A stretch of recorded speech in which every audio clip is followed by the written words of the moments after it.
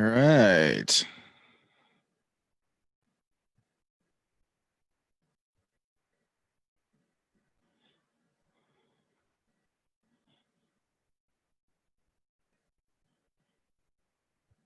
There we go. That's a lot better. Always helps to have your video on if you're doing a live Q&A session. Be a little weird if I didn't have my video on. Little dark here because I'm at a cabin on vacation, but hey, still Sunday night. Still got to do the live Q&A. Sun is rapidly setting behind me on the lake as, let's see, my oldest daughter, my niece, and my mother-in-law are fishing off a pier. So it's a big day. We had my youngest daughter catch her first fish, and my oldest, I think she's pulled in 5 now. No keepers, but she's definitely bringing them in. So just want to make sure we got everything ready to go before it's actually the 8 o'clock witching hour, if you will. That's good. And I see the broadcast is actually going through in the Facebook group. That is also awesome. All right. Yeah, there we go. Got people watching. Cool beans. All right. Well, I see that everything is coming through correctly. That's all good. Got just a couple more minutes before it's actually 8 o'clock. And, this lighting actually might turn out okay. All right. Hey, Julian. Glad you could join us again. I think I'm going to do these on Facebook rather than on YouTube going forward because I think Facebook just has an easier integrated comment section, certainly easier for me to see. And I think it actually reaches more people. So that'll probably be the case going forward. But yeah, we got just about 8 o'clock right on the button. There we go. All right. Well, wanted to talk this week about how to hit better approach shots. So for those of you in the Golf 101 group, I'm actually sharing this video out live through my personal page as well. But those of you in the Golf 101 group, you saw that I put out, a poll of like, hey, what, and I saw this in a different Facebook group, but like what part of your game would you like to replace with the professionals? Would it be driver and tee shots? Would it be putter? Would it be chipping? Would it be approach shots? And the approach shots was the one that took it.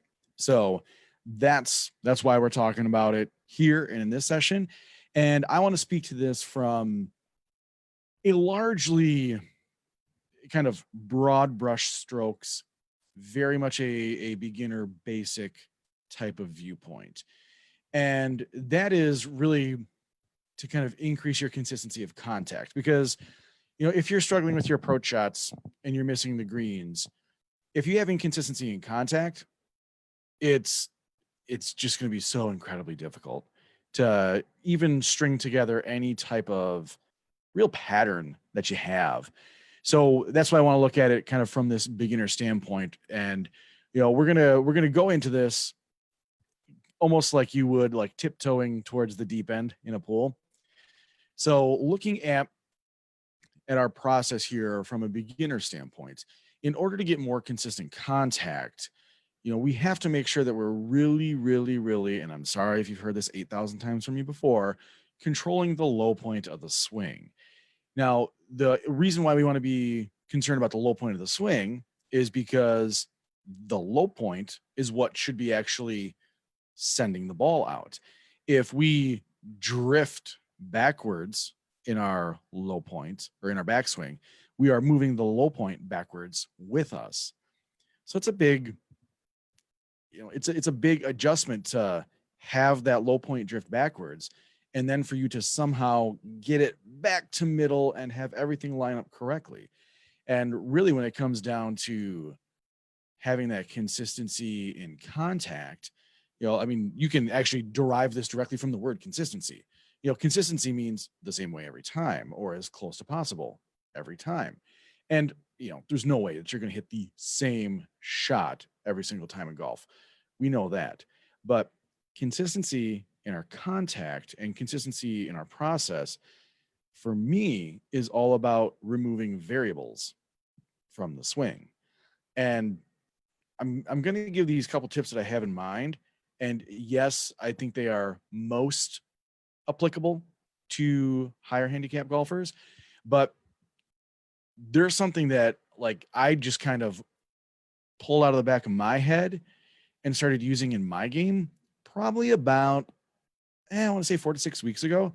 I just felt like I wasn't really hitting the ball as well as I could. I didn't have a lot of consistency in my shot shapes, and I noticed that every once in a while, every great once in a while, like maybe once every other round, I would chunk one, and I would chunk one real bad. Like it went 40, 50 yards out of 150 bad. And I noticed that it was always chunking. It was never thin, but that kind of hit me that I'm like, oh, you know what? And I put myself on video and I noticed that I was drifting backwards in the swing. And I think the reason why I was drifting backwards is because I would like mentally, subconsciously, I was really trying to kill the ball. And if I'm really trying to kill the ball, it feels like the more you can just reach back and get every last drop out of your backswing, the harder, the faster, the better, the stronger you're going to come into your downswing. That's not factually accurate, but it's something that even people who have played for 25 years still fall into those, common mishaps, those common little potholes that we run into. And for me, once I realized that I was drifting back, I'm like, you know what? I need to be much more focused on rotating rather than sliding back and forth. So for me personally, I know that I feel like I'm really going to get the best quality shot when I feel that my right hip rotates directly backwards. Now, if you've seen the stuff from like George Gankis and his like big student, Matt Wolf, Matthew Wolf has that little like hip rock that he does forward and then he swings.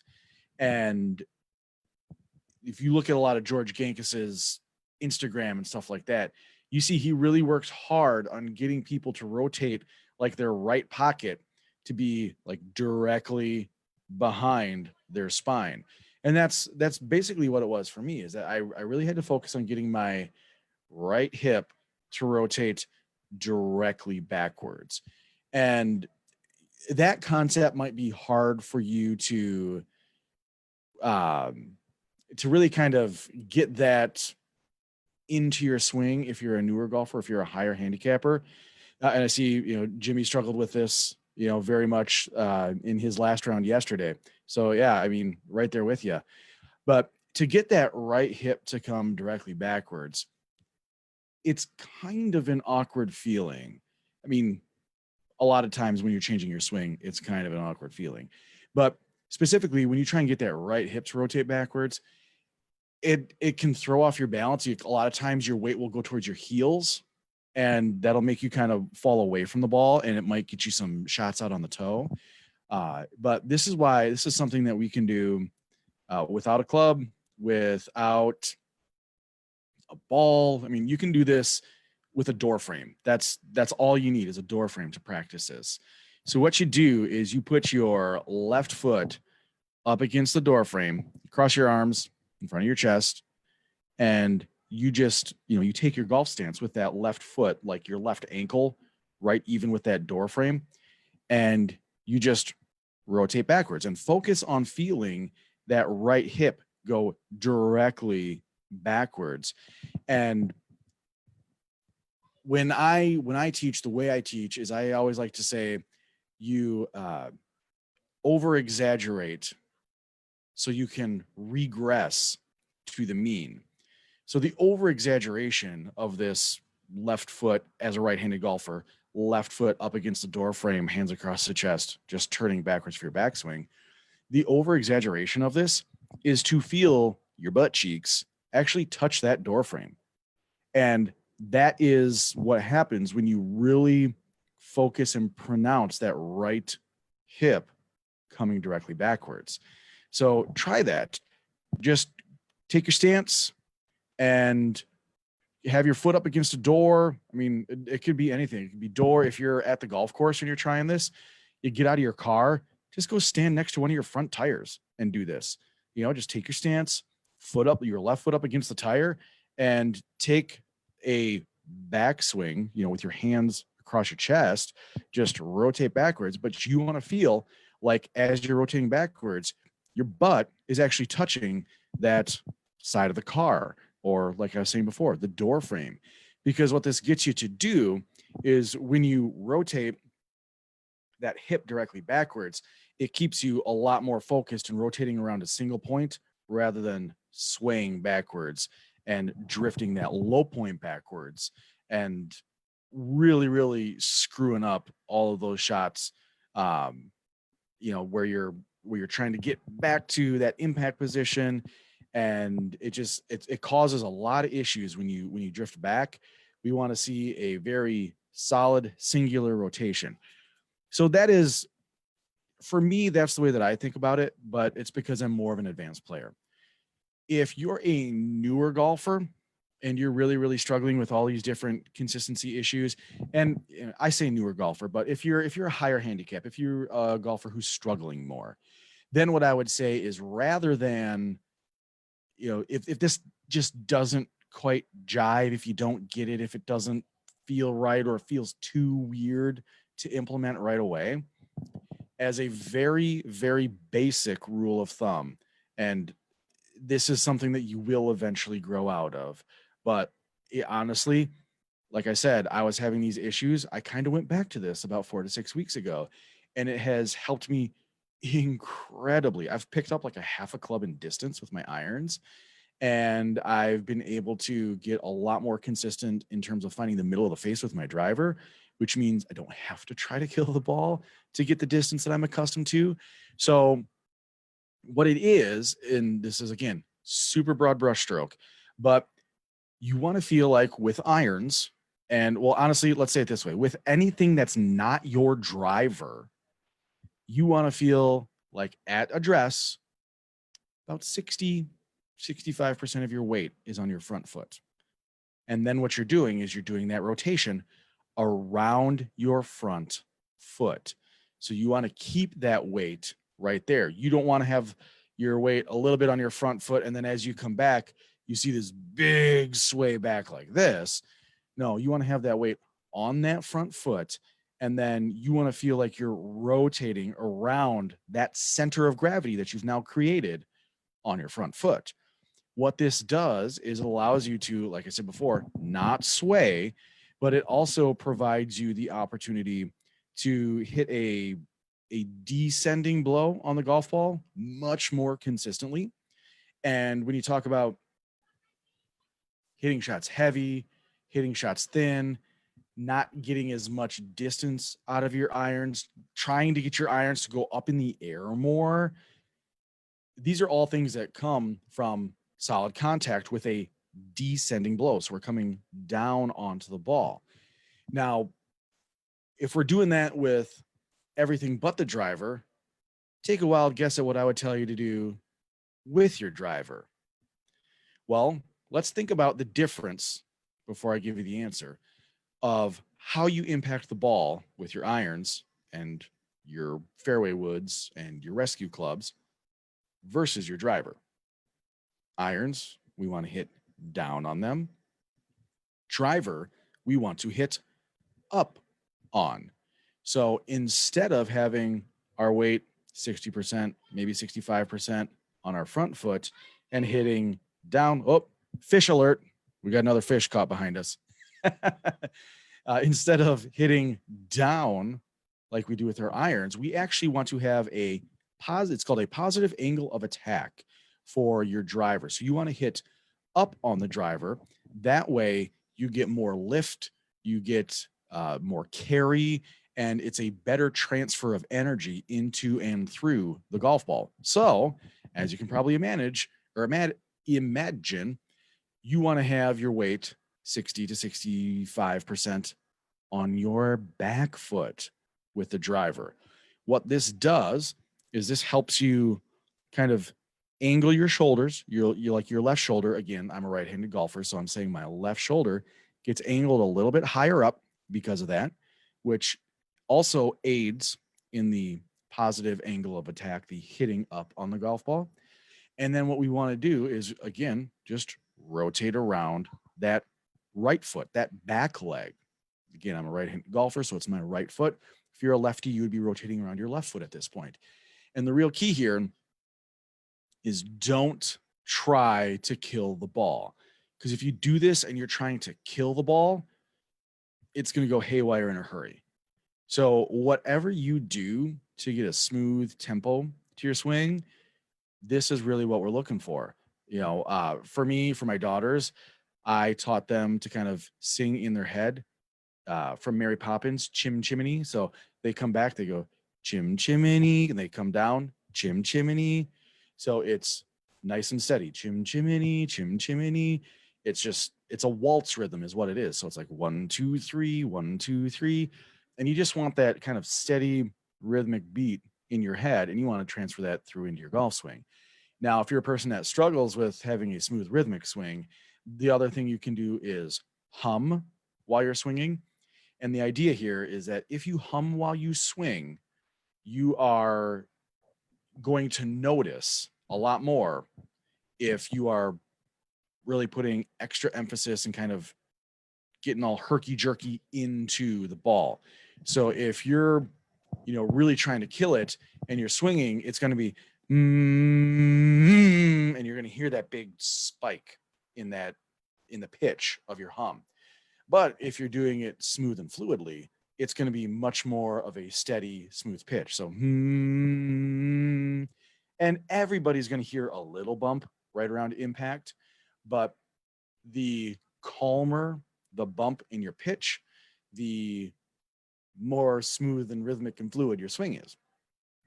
The other thing you can think of is, like I said, waltz rhythm, 1, 2, 3, 1, 2, 3, sing, chim chimney, or if you kind of say out loud while you're swinging, 101. So 100 is essentially like almost the top of your backswing.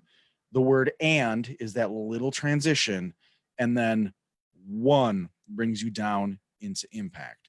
So 101. And it's just another way to kind of keep yourself a little bit more focused on, what's happening, not specifically to the, to the mechanical aspect, but to kind of keep your brain out of the way and just to kind of keep yourself focused on solid contact rather than positions or mechanical feelings and stuff like that. Those things are important and they should be, if not practice, at least you should be aware of them. But it really is personally, I think once you know what those positions feel like and you could recognize them, then you are essentially ready to move on and not necessarily focus on them as much. Because I think when people get focused on like the mechanics of like, okay, I got to get to here and then I got to feel my, the club go up and then I got to feel my wrist go flat and all these things, you lose so much consistency there because you're worried about steps 1, 2, 3, 4, 5, 6, 7, 8 of the golf swing rather than the golf swing and what the goal of the golf swing is, which is to propel the ball towards your goal in the shape that you want. So that's at least my personal fundamental on what the golf swing is for. I ask a lot of times when I'm working with my students in person, I'll ask them, especially the first time, what's the purpose of the golf swing?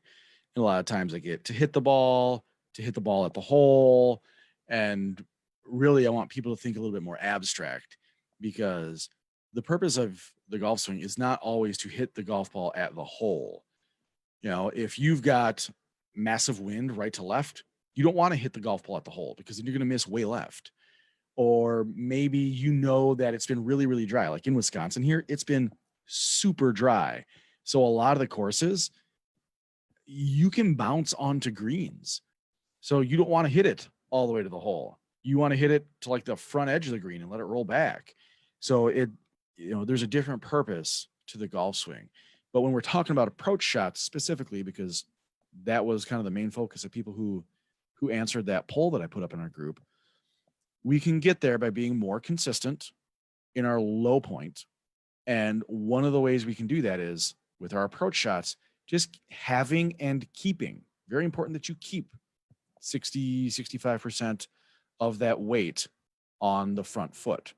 So if you do that and you just rotate around that new center of gravity, because that's what you're doing, is you're taking your center of gravity and you're taking it from the center of your stance and you're sliding it forward, which in reality is probably right around the instep of your shoe, or maybe like your front knee. That might be where like your true center of gravity is. And you just want to rotate around that point. And if you do that, you're going to have a lot more solid, consistent contact. So that's what I wanted to talk about. And that's kind of what I wanted to impart in this training. But I know we got a couple people watching here. If you've got questions, let me know. I am just going to put my microphone down for a second and cough because I'm pretty sure I inhaled a mosquito. So give me just 1 minute. Feel free to type your questions.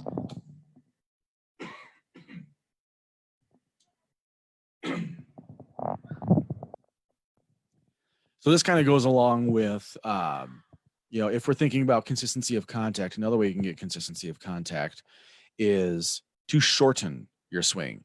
Like I said, I noticed that I was getting into trouble because my swing was getting so long and loopy, and like I was trying to get like all the way past parallel with, like a 9-iron, 8-iron, stuff like that. That's not a good recipe. And the way that we can do this and that we can get a lot more solid in our contact, and I'll shout out David Hughes on this one because I shared this with him and he had a great couple rounds immediately afterwards, but just to shorten up our swings. So really, if you think about it, just taking your swing back to about 9 o'clock and then coming forward to about 3 o'clock, that is all you really, really need to be able to get like 90+% of the same distance that you're used to. And if you go back a couple of weeks in the podcast, at this point, I think it's actually probably a couple months. But if you go back a few months in the podcast episodes, I actually interviewed David, and David said that he actually experienced an increase in distance because of this, because not only was he more smooth, more controlled with his swing, but he was finding the middle of the club face a lot more. And so it was a more efficient transfer of energy. So it can really go a long way, not just to like fixing the contact, but the upside of fixing that contact is more distance. So I see we got some more people who jumped in. If you have questions, just go ahead and leave the question as a comment. If you're watching live, I'll be able to answer live. If you are not watching live, still leave your question as a comment and I'll be able to answer them in post. So I'll be checking on this for a few weeks afterwards. But just a really good way to kind of eliminate some of those junky shots, some of those thin shots. And what really sucks is you never know which it's going to be.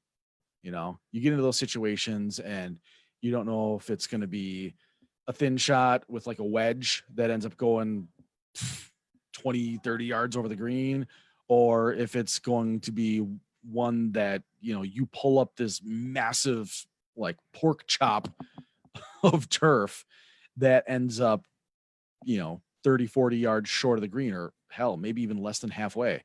There's a lot of different things that can happen there, but it's all a really good way to kind of get those things under control. So looks like we got looks like we got ducks behind us too. That was not expected, but looks like we got a few more minutes here left. I usually go for about a half an hour, so I'll hang on if anybody has questions. Otherwise, the other thing that I wanted to share is that someone, and I don't remember who it was, somebody asked if I could go shot by shot through my round from a couple of weeks ago. I shot 4 under par on the front nine of my home course in my golf league, and they wanted me to go shot by shot through that round. And I think that's a really, really cool idea. So I'm going to record that while I'm on vacation this week and be able to share it out and really just kind of give you an insight into how I managed through that, because boy, there were several situations where it's like that hole could have been like double bogey or worse. And I managed to escape, but I managed to escape because I played smart. So just a couple examples. First hole is like a 270-yard par four, all red stakes on the right-hand side. It's like cattails, watery, marshy hazard. But it's because it's only like 270, 280 yards. I just hit a 7-iron, and then I hit a wedge into the green. But my wedge went long, and I actually managed to get up and down, but I just kept telling myself, like, this is the first hole. If something goes wrong, it's not the end of the world. I've got a bunch more holes to go, and this isn't going to kill me if I'm doing something, a little sideways here. It's not going to be the end of the world. So I end up missing the green long and a little bit right, and I chip on. Like, my only focus was to get onto the green because I put a lot of time into putting over the last few weeks, and I was feeling pretty good about it. And I got onto the green, but still really only like 15, 18 feet from the hole. And that is not a high percentage putt, but I made it. I in that circumstance, I got lucky and I made the putt. The other time was a downhill par five, which I normally eat up because I can hit my drive close enough to where I'm hitting anywhere between like a 7-iron and a pitching wedge into that green. And I hit a good drive, and it just drew just a smidge too much. And I heard the crack of trees. I'm like, really? Come on. Like, I missed the fairway by like not even 10 feet, but I missed the fairway, and that was my punishment. And so I'm now stuck behind a tree on this par five that I should be probably rolling an eagle attempt on, because I hit pretty far. But what happened was I had to take the safe smart shot. So I didn't have a full swing at the green. So I had to aim to the right and just punch it out. I punched it out and ended up going, maybe a foot through the fairway. And at that point, I had a wedge in my hands, and I was able to go ahead and hit a good solid wedge shot onto the green, and I still made birdie. So even though my drive ended up behind a tree, because I didn't try the hero shot, I just put myself in a good position to make birdie, or not even make birdie, but a good position to approach birdie. I was able to get myself into that situation where I can make the most of a poor situation, and I ended up making the putt for birdie. So I'll be going through that with visuals on a video sometime soon, and I'll make sure I throw that up on the YouTube channel. So if you haven't, hey, go to youtube.com/golf strategy school. Subscribe there, hit the notification bell. That way, when I post new videos. But I'll keep doing these live sessions on Facebook, just because I think it's a little bit easier for everybody to see, and it's a little bit easier for everybody to kind of communicate. So if you're seeing this and you don't know what Facebook group I'm talking about, I have a free Facebook group called Golf 101, and this is just a place where you can kind of ask questions. Honestly, it helps me develop content for the podcast. It helps me kind of stay in touch with what people need and what people want for golf content. And that's really what, helps me focus what the subject matter is going forward. I like to draw these questions from the group that I do my live Q&As on. And, that's really what provides that subject matter. So if you want to have a say, if you want your subject addressed, make sure you join the Facebook group, Golf 101 on Facebook. You'll find it. And I mean, just look for a picture of my face, I guess. All right, everybody. It's getting super buggy out here, and I haven't seen any questions roll through, and we're just approaching 8 o'clock. So I think I am going to crack myself a relaxation beer, maybe make some s'mores, and call it a night. Until next time, everybody, I will catch you all in the short grass. Cheers.